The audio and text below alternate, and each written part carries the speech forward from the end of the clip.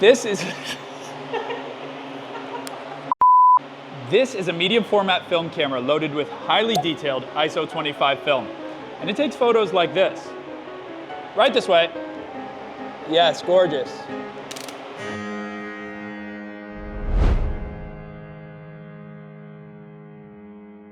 And I know what you're thinking. Boring, soulless, and most importantly, grainless. You're a film photographer. You want more grain. I'm gonna see what it takes to make the grainiest photo possible. Before we take the grainiest film photo possible, we have to understand what grain even is.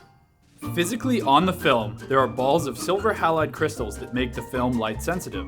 A film's ISO is the measurement of the size of these balls. The larger the balls, the higher the ISO number, the more sensitive the film is to light. Increase the ball size, light sensitivity goes up, ISO number goes up. Decrease the ball size, detail goes up, ISO number goes down. The graininess of an image is where both ISO and film size come into play. The larger the film size is in relation to the balls, the less visible the balls become. So ideally, if we have the smallest film with the largest balls, we get the grainiest photo possible. So let's go climb the ladder of grain and see what we can get. So we saw what a medium format camera with 25 ISO film would give us. So we can skip the other medium format sizes and go straight to the classic 35 millimeter.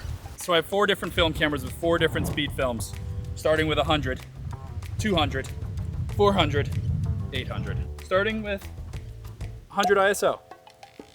Okay. Blue skies, clouds, palm trees. What's more Floridian than that? First shot. I gotta wind the film on.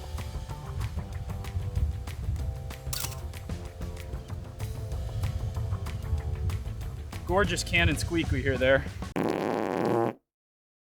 Okay, so I have no idea what happened to that picture that was taken on Ektar, but here's a comparable image taken by my wonderful girlfriend, Hannah. So there's 100 ISO. Is it the grainiest photo you've ever seen? I'd bet not. Next move, 200 speed. This is a zoom lens, so I gotta make sure it's on 50 mil, just for direct comparison. I'm gonna suffocate myself. Next shot, a nice hurricane damaged building. I've got autofocus. Why would I manual focus? It's so lame.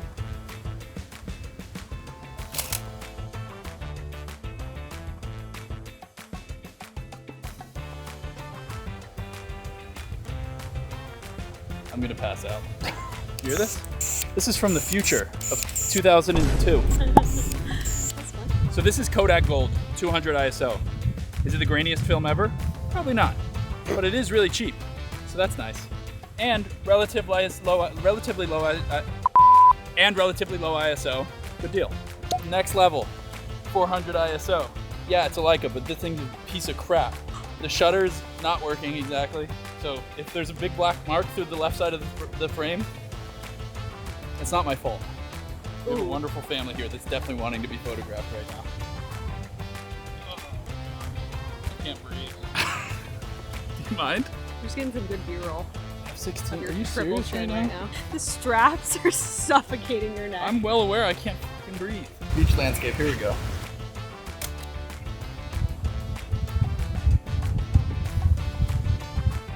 Yeah, they were incredibly pleased to be on camera. 400 ISO, is that the grainiest photo you've ever seen? Maybe. If so, you need to educate yourself. 800 ISO, coming next. This is Portra 800. This costs about $17,000, $25 trillion on the black market.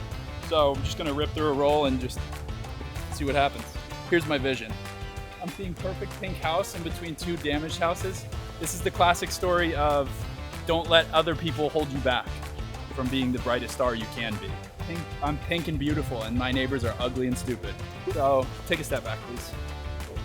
So this is 800 ISO. This might be the grainiest photo we take today. I have a feeling it might be. Not far enough, keep going.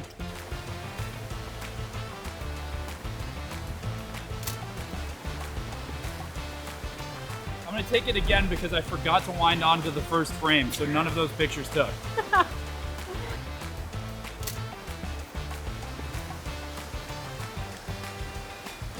So now I'm gonna find a photo, I'm gonna take the same exact photo on all 4 cameras, and we'll have a direct comparison. 100 ISO, 200 ISO, 400 ISO, 800 ISO.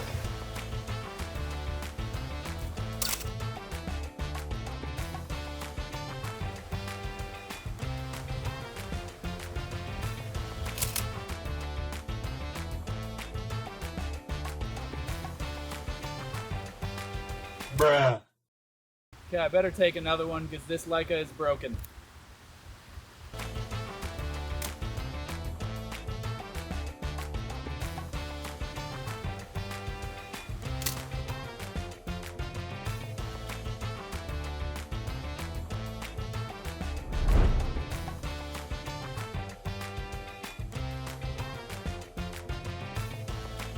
What do those look like? Is the 800 really grainy? Maybe. All right, last shot, we'll do just a beachscape, and we'll see if we made the grainiest photo ever. 100, 200, 400, 800. So did we make the grainiest photo possible? No, but I do have a few tricks up my sleeve. Before we continue, how would you make the grainiest photo possible? Let us know in the comments and subscribe for more film content like this. So 35mm film didn't give us exactly what we wanted, so we have to go smaller. This is the camera bug, and this is 110 film. 110 film? So 110 film is 13mm by 17mm, whereas 35mm is 24mm by 36mm. So that makes 110 film about half the size. So should give us a little more grain. I've never loaded this before. I got this for about $3 on eBay. Okay, see these arrows winding? Frame one. Let's see what we get. Here's a family of ducks, our local family of ducks.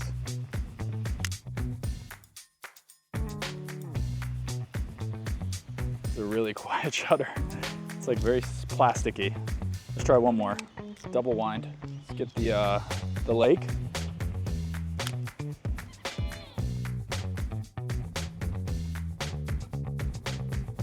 So because this film is so small, it should give us very little detail and high grain. There's just one issue.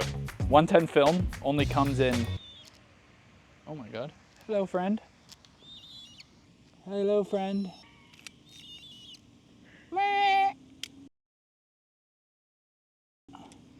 I don't have food for you, but I do have a film camera. So anyway, what I was saying is 110 film only goes up to like 400 ISO. So, while the detail's not really there, I don't know if we're exactly gonna get the grain we're looking for. So 110 film did not do it for us. What we need is the smallest film and the highest ISO.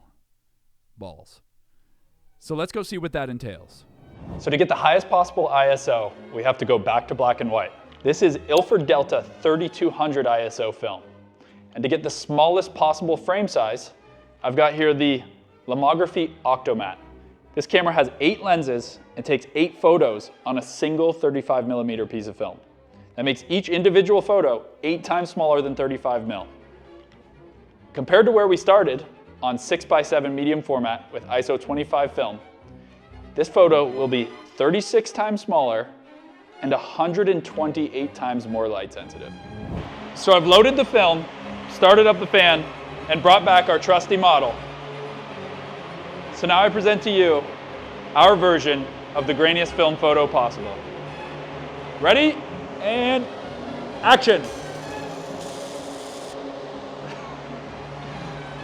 How would you make the grainiest film photo possible? Let us know in the comments.